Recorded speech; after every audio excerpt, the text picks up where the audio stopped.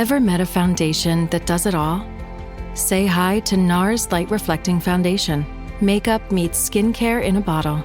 It evens skin tone, blurs imperfections, and has a natural radiant finish. Plus, it's formulated with skincare ingredients to help strengthen your skin's barrier. With a newly expanded shade range of over 40 radiant shades to choose from and buildable all-day wear. NARS Light Reflecting Foundation. Find your perfect match. Welcome to Don't Retire, Graduate, the podcast that asks you what you want to be when you grow up so you can graduate into retirement with purpose and passion. I'm your host and valedictorian, Eric Brotman, and I can't thank you enough for making Don't Retire, Graduate a part of your personal financial journey. Our guest today is Cody Niedermeier. Cody is a certified financial planner practitioner, a member of the BFG Financial Advisors team since 2019, and a former Division I athlete at University of Maryland. He's played a tremendous role in supporting our firm's Financial Planning for All initiative due to his passion for guiding individuals and families through all stages of their financial lives.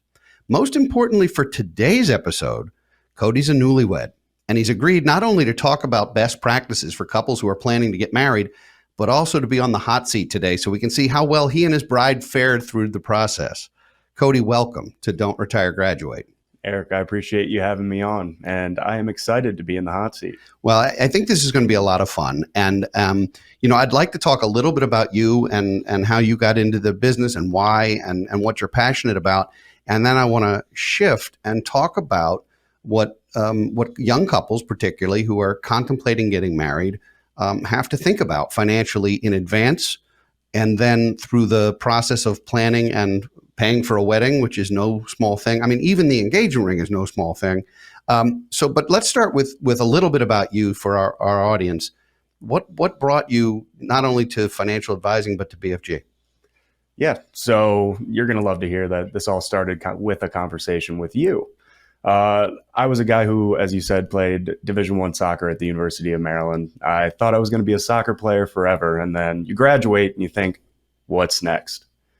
There wasn't an opportunity for me to do that. So I spent some time living at home like everybody loves to do nowadays, going back to mom and dad, going to grad school, because what do you do next? I'm going to go get more schooling. And I ended up having a conversation with my neighbor who linked me up with you. We had a phone call. You weren't hiring, but you were more than happy to give me a little bit of an intro into financial planning and personal finance world. Next thing I knew, I was in your office. Next thing I knew, I was showing up for my first day, and somehow we found our way sitting in these seats today.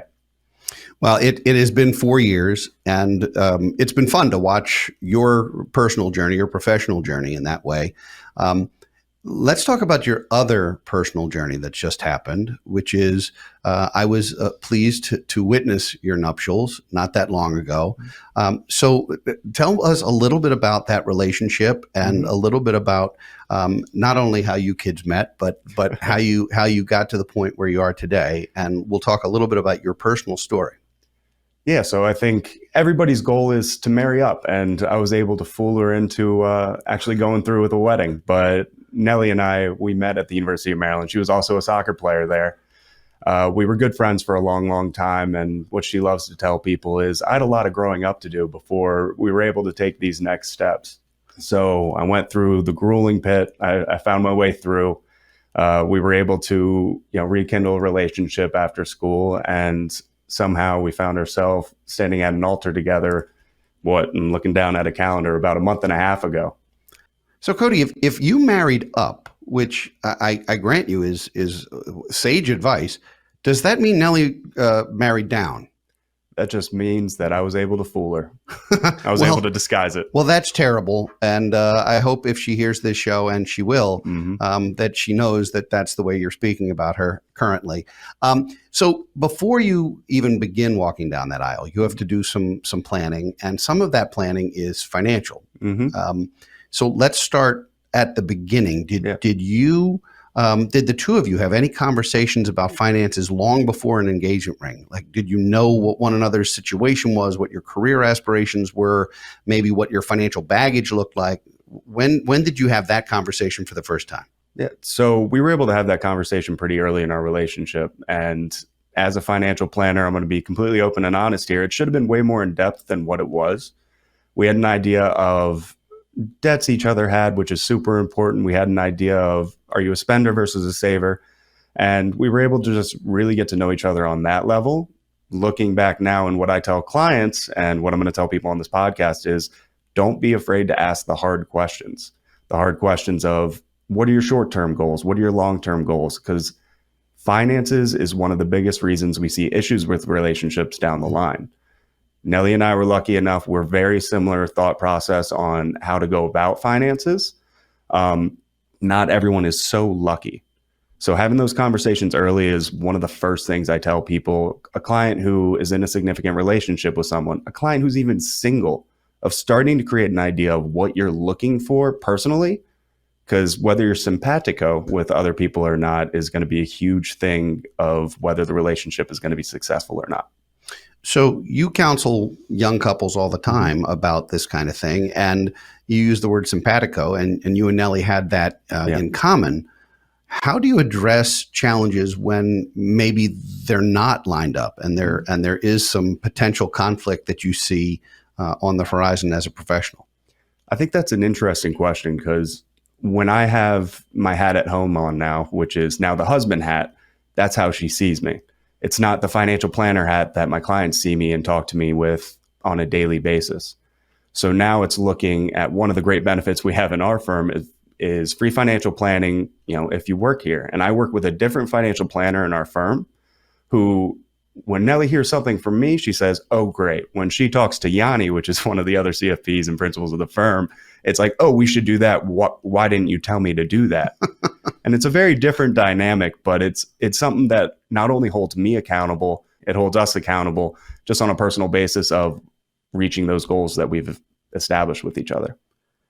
It's funny because, my wife and I also use a different financial advisor here in the firm. We work with Lena. And the reason that we do is so that I can wear the husband hat, not only at home, but even in our meetings together. Mm-hmm. Because it's not a whole lot of fun for the spouse who is married to a financial advisor to sort of feel talked over or talked through or not to be heard in those situations. And so to have a dispassionate third party makes sense. And I think it's important for financial advisors to have a financial advisor because of that dispassionate nature of the advice. But so you guys were simpatico, which is helpful. And you had these discussions and you decided in your infinite wisdom, it was time to propose. Yes, I did. Tell me about that. Not the proposal itself. We'll get there. Mm-hmm. But tell me about your thought process when you said, all right, this is the woman I want to be with and this is what I want to do. And now, holy cow, I've got this big expense coming up.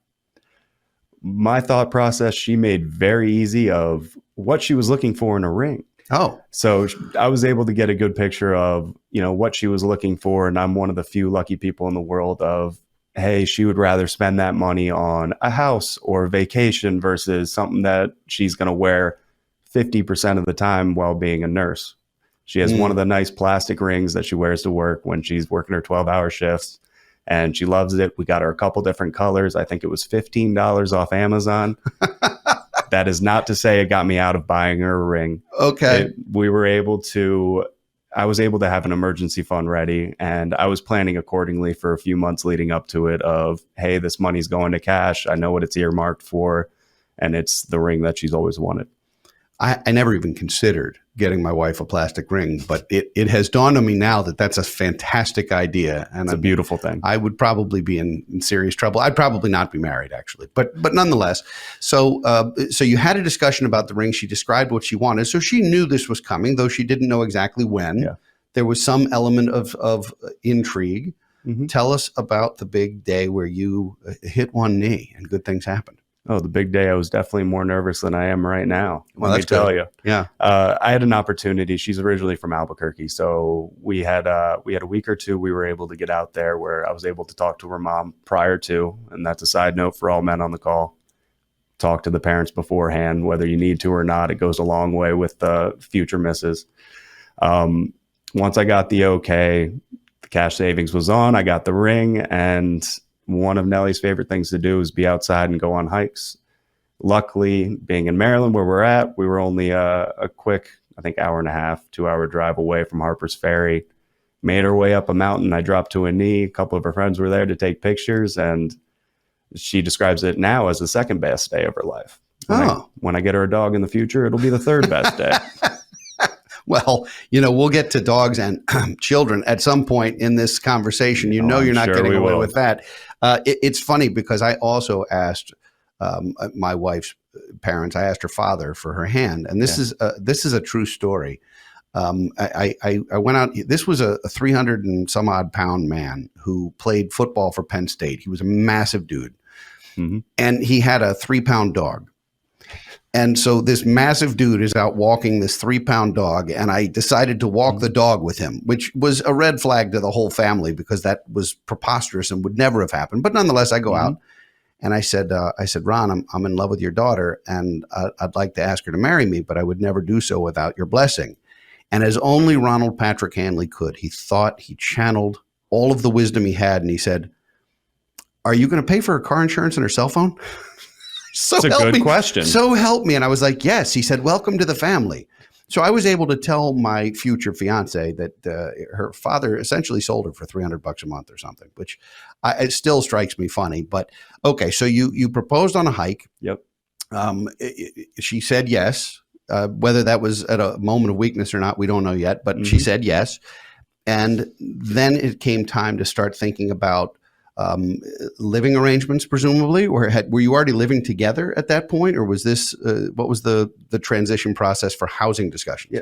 So we were in a lucky enough situation. She was living with her best friend 6 doors over off in the same block in Baltimore, Maryland, and I was living with 2 of my best friends. So we were basically living together without all the benefits of living together. Okay. So living situation wasn't a big deal. We waited till the big day to move in together. Okay. But as you were alluding to, the wedding planning started on that drive home, or actually, shall I say, the walk down the mountain. She already had notes in her phone. She was ready to go. And those conversations began with calling what would be her maid of honor. And, hey, he finally did it. Let's get started. Oh, my goodness. So she had been thinking about this for some time, clearly. Yes. And how long did you give yourselves from proposal to wedding day? I think it was a little bit over 6 months. So we were... Well, that's quick. As I said, she was ready to go. We were ready to be married. We didn't want one of those long engagements. We were ready to take that next step. And like I said before, get up to the altar. Now, for folks who listen to this show, everyone knows that I despise rules of thumb. I especially despise the rule of thumb that some jewelry company came up with that said, oh, you should spend 2 months of gross salary on a ring. Like, that's arbitrary. It's kind of like Hallmark came up with Valentine's Day for a reason. I get it. I know why they did it. It was fabulous marketing. But rules of thumb aside, how do you counsel folks on how to do an engagement ring and then how to plan a wedding, the financial aspects of it? So it all comes back to, what are you trying to accomplish? What's the goal for, what ring they want? You got to start with where you're trying to get to before you can start making a plan of how to get there. A lot of the time I do, first off, look at emergency fund. What do we have currently in cash and what do you need to live on in case the bad thing happens and, the engine in the car goes up and you say, wait a second, I got to fix that. Now I don't have any money to fall back on just in case. So once that emergency fund is built, we start to look at, okay, how is cash flow? What's coming into your world? And what can we earmark on a monthly basis, a weekly basis, whatever makes most sense for the client? Because everyone's favorite answer is it depends, especially in our business, of figuring out what your game plan is to get closer and closer to having the money available for that ring. My least favorite thing is when somebody comes back and says, hey, I bought this ring and put it on the credit card. And then now we're backtracking and trying to figure out how do we get that card paid off so you're not starting your marriage in debt, especially with adverse debt like that. Yeah, I've given advice like that many times, which is save for it, do not borrow for it. Yes, because it does start you in a peculiar hole, and suddenly it's a mutual hole. Somehow, if you save for it and you propose, it's a gift. Whereas if you propose and you've used the credit card, it's now she's inherited half of that. Yeah. She's basically paying for bought your own ring. Right. You just bought your own ring. I just happened to pick it out with your guidance, of course. So then now the weddings can be very inexpensive. You can go to the courthouse with 2 friends, or They can be moderate and a small gathering of close friends and family. They can be remote destination weddings, and you can get married on an island somewhere. They can also be full-blown affairs, black tie and over the top, and you can spend six figures on a wedding very easily. Before we get to your personal wedding, which I was pleased to attend and have some thoughts for you actually about that, I'd love to hear. that we'll have some fun with. But how do you counsel folks on how to not only plan the wedding financially, but how to keep some of the expectations mutual? How do you create that kumbaya between the couple when oftentimes there are differing opinions? Yeah, weddings can add up very, very quickly. And you see that even if you're trying to schedule one that is not supposed to do that. All of a sudden, flowers are more expensive. All of a sudden, the tent, way more expensive. But I like to create an environment of just having a meeting with the clients, creating a safe place to say, hey, what would be your dream wedding? And then we kind of go from there of, okay, this adds up. And then that really resonates with clients as we're having that conversation of, okay, this would be great, but all of a sudden we're going to be in that debt that we talked about before when we were speaking about the ring. Did Nellie mention at all when you asked her about her dream wedding, Brad Pitt? Was there any discussion around a different groom, or you're good? Jason Momoa keeps coming up in conversation Well, even after I got married. Fair and enough. Here we are, Aquaman. So how did you decide to handle your wedding financially? Share with us not only the process maybe, but also the outcome. How did you decide to do that other than inviting only your favorite few people? Yeah, including owners me. of the firm I work at, Correct. Which was super helpful in scheduling a wedding. But no, we were in a lucky enough position that, a lot of people aren't in, of both sides of the family wanted to help in some way. How much, that's a conversation for a different time with a beverage. But we were in a position that her mother wanted to do something to help. My parents wanted to do something to help, but we didn't want to put everything on them. Mm-hmm. So her and I had some conversations. We went out to eat, safe place outside the home, of just, hey, what would be your goal? Same thing I asked my clients. And mine was, great, we can go to the courthouse and we'd be good. We can have a party with people after the fact. She wanted to have everybody there when we said I do. So what I've learned about marriage in my first month and a half, I learned that day of we compromised and we did a wedding with everyone there where we say I do. Yeah, that's usually how it works. Your ideas are you get a vote in the household. Yes. And unfortunately ties go to your wife. Always. So yeah. All right. I understand.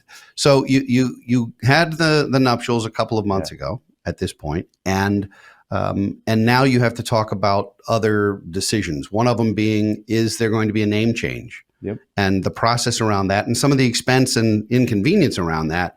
How did you guys address that? So currently in process, actually. Okay. So right now she is a travel nurse. I mentioned she was a nurse before. Of changing a name during a contract that she has is an absolute nightmare. Also, we went to Switzerland for our honeymoon the day after we had our wedding. And the worst thing that you could possibly do is start a name process change and then take your passport to the airport and say, no, this is actually me now.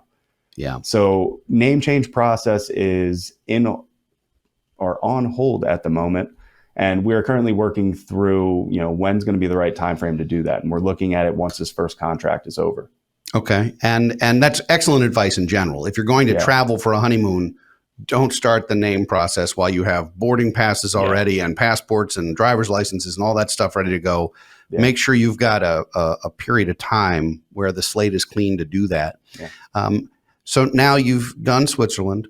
You've had the wedding. You're now married people. You got all the various gifts. You sent the thank you cards, and now it's real life. Yeah. I mean, now it's day-to-day life. And one of the things that couples, newlyweds especially, need to sort of navigate is financially is who's paying what bills and how are accounts being set up. How did you decide to do that yourselves? And then I guess what are the best practices in case they weren't exactly what you wound up doing? Yeah. So in addition to having a wedding, we decided it would be a great idea to buy a new house. So we went through a home buying process while we were planning for a wedding, or shall I say, she went through finding the house that we wanted to be in, as well as planning our wedding.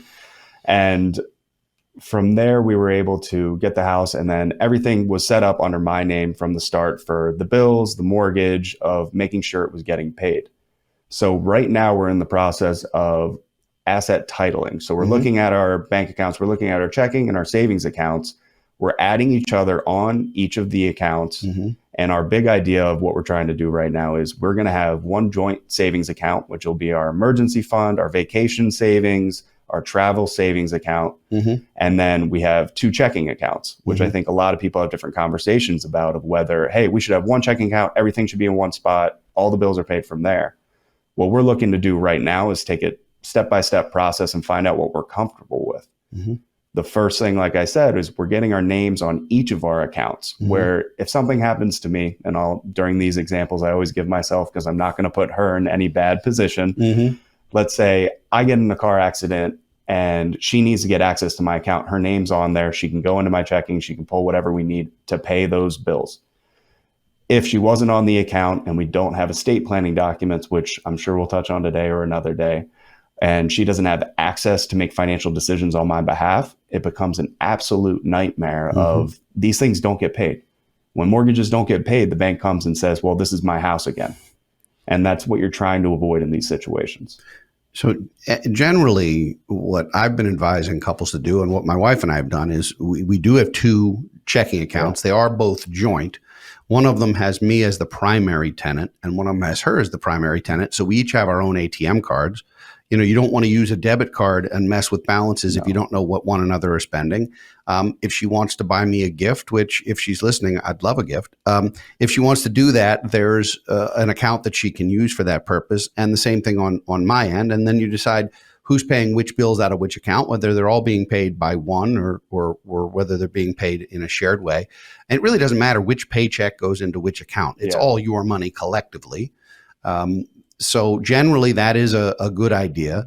There are some alternatives to that, but generally, I think those accounts between spouses should be joint in basically all cases. It doesn't mean they have to be shared, but they should at least be titled jointly for the car accident scenario that you gave. Now, there's also some beneficiary issues on things. You know, 401ks and other plans automatically revert to a spouse, though it's still a best practice to file the actual paperwork to change beneficiaries. But that does not happen with IRAs, with life insurance policies, with other types of things. So did you go through that full litany together and adjust beneficiaries together? Was that a transparent conversation for the two of you? It's a very transparent conversation. You're thinking about the worst thing that could possibly happen to one of us. You know, a month and a half is how long I've been married, and we're having this conversation of, if I die, you know, how are my assets going to be distributed? And I think a lot of what we've been talking about has been the idea of, hey, this is my first marriage, but second marriage has happened, third marriage has happened. All of a sudden you're looking at beneficiary designations and it's back to your first wife. It's not a conversation I would ever want to have with my current wife of, hey, why are they listed ahead of me? So making sure you're doing a good cleanup, making sure your beneficiary designations match with the new estate planning documents that you should get executed as soon as you get married, to make sure everything is dispersed and covered the way you want it to be, is hugely important in making sure your financial plan is set up. Does Nellie know how many times you've been married? Nellie does know, and she's the one, and fingers crossed over here. There you go. Yeah. And I used to ask people, clients would come in, or prospective clients would come in, and one of the things I would ask them is, when did you get married? And then I would always ask, is this your first wedding for each, or your first marriage for each of you? And I used to get some very funny responses. I've learned not to do that. I no longer say, is it your first marriage? I just say, had either of you been married before? Because the idea that it's your first marriage conjures up the fact that but the reality is marriages can only end in two ways. They can only end in death or divorce. That's the sad fact. There is no other ending to a marriage. And so may it be till death do us part. That's the objective. But that's not always the case. So you're rightfully so, especially for folks who are getting married a second or third time, or who have kids from prior marriages. It's a very different conversation than it is with young people who are getting married for first and hopefully only time. who don't have all the various baggage necessarily from other relationships to deal with. Now, the first thing that happens when you propose to somebody and you say, hey, I got engaged, is everyone says, oh, when's the wedding? When and where? Like you've got it all planned immediately. And then you walk down the aisle and you haven't even cut the cake yet when people say, so when are you having children? Oh, that definitely happened at our wedding. So when are you having children? And how many does she want? Because it's not up to you. Yeah. How many? What sex are they going to be? You know, you can make all these decisions now and it works out exactly how you line it out. Absolutely. But no, ideally, you know, we're going to be blessed one day. We'd both love to have a family, you know, whether that be through natural birth, adoption, who knows at this time, but it's something we definitely are looking forward to and, you know, trying to include in our plan moving forward. So other advice for newlyweds. What else do you have to do once you've tied the knot in terms of finances? I've got a couple things on the tip of my tongue. I'm curious what you advise folks to do after the dust settles, the honeymoon's over, and everyone's in your office for the first time as a married couple. So ideally, we've been having conversations along the way that help make this meeting a lot more productive. But one of the first things is this is basically a restart of your financial world. Now, truly, everything is not just yours. You've become one. Everything is yours, as in general, both of you. So what Nellie and I are doing, and I think it's best just to speak from example right now, is there's some old employer 401ks or 403bs. So we're doing a cleanup of those. We've taken a look at, okay, one of us was making monthly direct Roth contributions. IRA limits, they take into effect. Now that we're married, we're seen in a different type of bracket. So how do those impacts impact us? And we're looking at it and saying, okay, we can't make those direct contributions. We've got to stop those. We're going to consolidate accounts. We're going to look to try to get everything in one place to make our world simpler and not more complicated. So we've done rollover calls. We've opened accounts. We've transferred assets. All in 6 weeks. All in 6 weeks. This is where I'm excited when I get home and then she gets home after a 12-hour shift and I come at 1,000 miles per hour and she's just like, can I just eat dinner? It's 8 p.m. I've had a long day. Yeah. And when she's talking about her nursing stuff, it goes way above my head. But when I talk about these things, it kind of goes above hers. And that's where Yanni, you know, my financial advisor, comes in tremendously of being patient, holding us accountable for, hey, let's do these top priority things 1, 2, and 3 before our next meeting, and really breaking it down for us. Well, I can completely understand why Nellie's tired after work because she works full time. Yeah. And so therein lies what appears to be the difference. I'm only kidding, mostly. Yep. Other things, though, that newlyweds need to consider, you have to look at all of your various risk management, all of your various insurances. Suddenly, you're going to want your car insurance put together, especially if you're dealing with titles on automobiles. Cars should not be titled jointly. They should be titled to one of you or the other. But in a lot of states, including Maryland, you can name a beneficiary on your car through the DMV. That's a best practice. Yeah. Employee benefits need to be adjusted. Maybe that you have to figure out whether you're going to use your health insurance or hers, whether you're going to use your vision or dental or her vision or dental, and all the other options there. You have to decide not only on the beneficiaries on some of your existing insurance, but are you going to need additional life insurance, which often comes when suddenly you're homeowners and you have a different level of financial responsibility. And if it was just one of you, it'd be more difficult. Yeah. And then you mentioned estate planning, the legal stuff. This is so romantic to think about, but you do need to have a lawyer. It also, you're going to file joint tax returns for the first time. So you need to decide, are you using your CPA or hers, or are you sticking with TurboTax or whatever the choices are? How did you decide which attorney, accountant, insurance agent, and other advisors to use? I know you chose a financial advisor. I presume that was relatively easy because of what you do for a living. But how did you guys choose the other advisors in your world? And how do you deal with that if there's maybe an uncomfortable spouse in the room with one of the advisors? Yeah. So again, if I had my advisor going into this, I was meeting with Yanni previously before we got married, and she did not have a financial planner. So that conversation was pretty easy for us of there wasn't two, there wasn't none, and you're starting what feels like from scratch.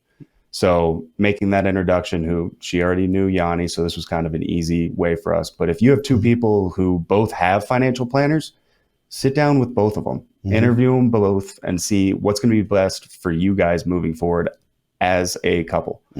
That seems tough to do, especially if you have a relationship with somebody for years A lot of the decisions you're making right now are extremely emotional. You don't want to break these relationships. Hey, I've only had my checking and savings account at this bank my entire life. Mm-hmm. And now we're having a conversation. I have to move everything. It seems simple on paper, but it takes a toll.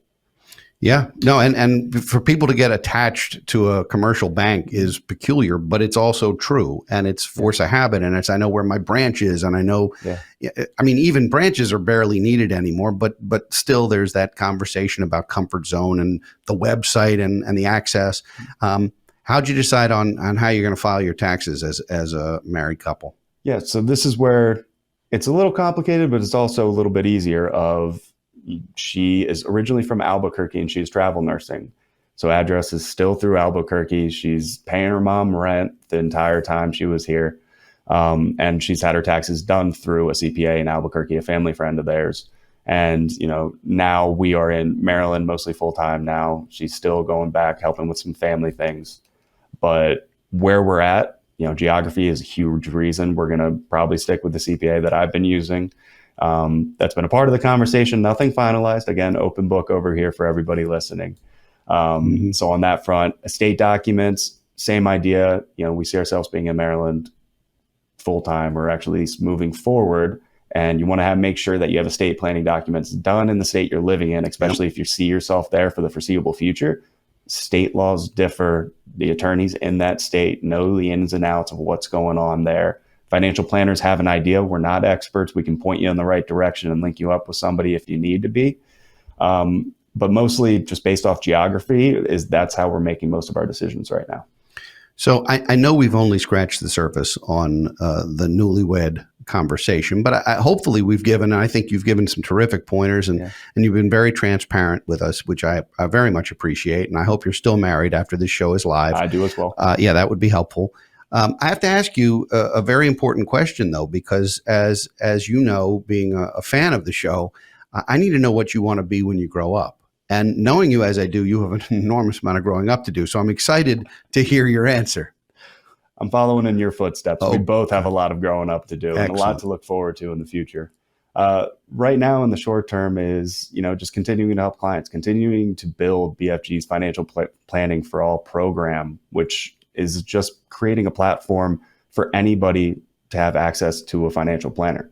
It's not an asset minimum that you see at a lot of financial planners or financial advisor offices. It's creating access for anybody out there to empower them through financial planning, for individuals, families, generational planning, anything along those lines. And in the longer term, I would love to do a lot more of this, a lot more podcasts, a lot more getting my voice out there to help anybody who's willing to listen. Just creating free resources for people who, are not sure where to turn, what next steps to take.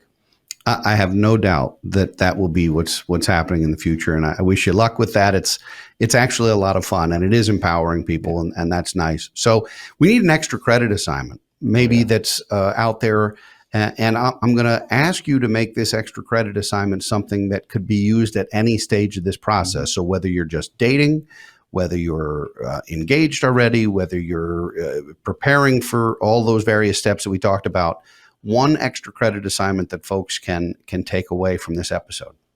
Yeah. And what I would love to see people do, pull from this is you got to figure out where you're currently at. So if you haven't sat down with that significant other, long-term relationship, wife of 30 years, spouse of any kind, is sit down, create your top 3 short-term goals and your top 3 long-term goals. Just create a platform where it's easy to have a conversation about what you're both are looking for. If you see things that are similar, great. If you see things that are different, why are they different? And how can we have a conversation about it? If you're not currently in a relationship, do the same thing. Create 1, 2, and 3 short-term and long-term.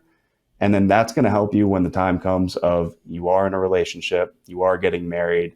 What are you looking for in a significant other? You already have your list in front of you, and that can help dictate your conversation. Sage advice, my friend, and thank you so much for being on the show. For folks who want to get in touch with Cody, we'll make sure that there's contact information in the show notes. He works with families, particularly young families, all over the country and does a great job in having these conversations. And, at some point I have to have Nellie on the show so I can get the real story about the engagement and the wedding planning and all those things, because I suspect there's always three sides of the story, yours, hers, and the truth. And I suspect hers is the truth. But nonetheless, thank you so much for being on the show. It's been a ton of fun to have you here in studio, which is special. Yeah. And I wish you continued success, and I'm glad you're part of our team. Thanks for being here. Yeah, I appreciate you having me on, and looking forward to next time. I'd like to thank all of you for listening and watching today. We'd love to hear from you, so please send us a message or leave us comments at don'tretiregraduate.com or on social media. If you enjoy our show, share it with your friends and family so they can join you on your journey to financial freedom. And please leave us ratings and reviews on your favorite podcast platforms. They're priceless to us. We'll be back next week with another installment of Office Hours, and in 2 weeks with another engaging guest. For now, this is your host, Eric Brotman, reminding you, don't retire, graduate.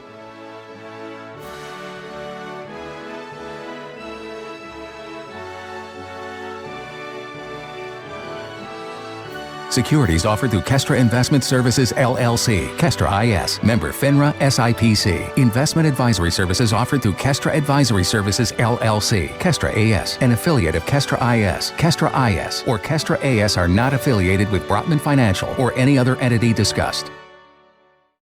How much do you understand the future of finance? I'm Jim Roos, a top 10 banking influencer and host of the podcast Banking Transformed, where we dive deeply into the rapidly evolving world of banking and financial technology.